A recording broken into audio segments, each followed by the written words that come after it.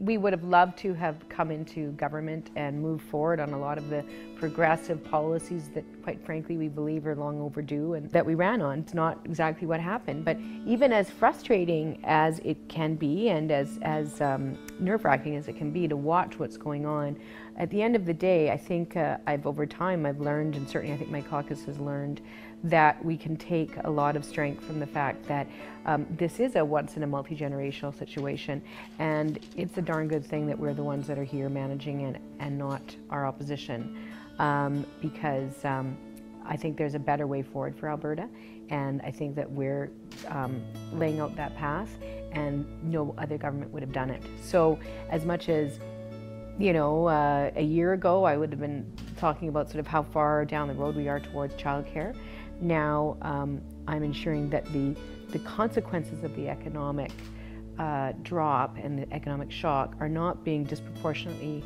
felt by women and children and low-income and middle-income Albertans. And so I think that's just as important. Overall, I've been remarkably proud of my caucus and my cabinet. Yeah, we've made mistakes, we'll probably still make more, and we will always have to learn. And I think that as long as we know that and embrace that, we will learn and get better. But overall, I mean, there's just been some incredibly talented people that have really shown their stuff and shown a level of maturity that people wouldn't necessarily have anticipated, yet at the same time reflect a different component of our population who previously didn't get to be in power. And now they are, and I think that's cool because we need to have a greater diversity of people that are making these kinds of important decisions. I think, generally speaking, that our government has been remarkably successful at moving the ball forward, making progress on some really critical issues that had been long ignored in this province. And so overall, when I look back at what we've achieved, and it's funny because, you know, I think it's human nature to focus on the things that aren't perfect, and then you get yourself all irritated, and every now and then something compels you to just sort of write down and talk about the things that you've achieved.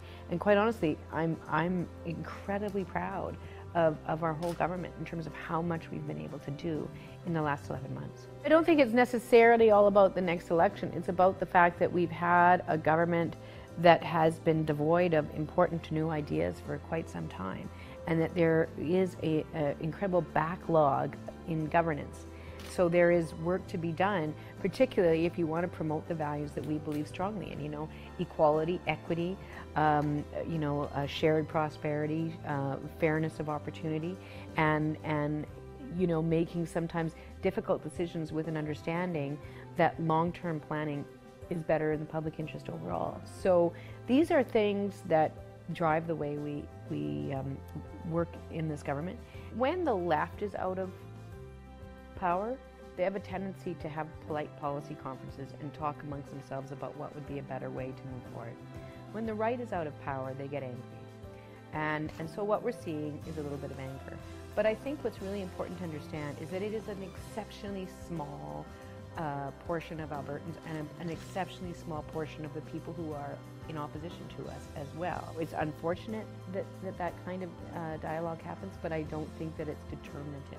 Generally speaking, the engagement that we have with Albertans, even Albertans who are not historically our supporters, is respectful. I absolutely welcome the opportunity to agree to disagree and to have conversations with people that might disagree with us. That's the way I deal with it, and that's the way my government deals with it. The stuff that we brought in has been pretty cool. I mean, you know, like the day, I mean, you got that picture up there, the day we announced the Climate Change Leadership Plan. And that was exciting to have all those people on the dais with us together buying into this. The fact that we're now moving forward on a climate change plan which will make Alberta the leader in the country, when it's just a short while ago we were the subject of a great deal of criticism, or our government was. It was very exciting to be able to do that, and now the hard work of getting it done has begun.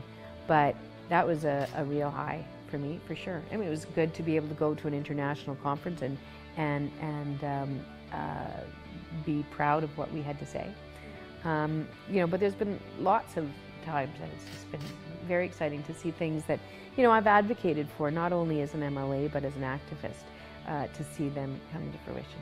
You know, it's an opportunity that very few people get to make that kind of change and engage on behalf of the people they live with, their community, the way we are. And so it's a privilege.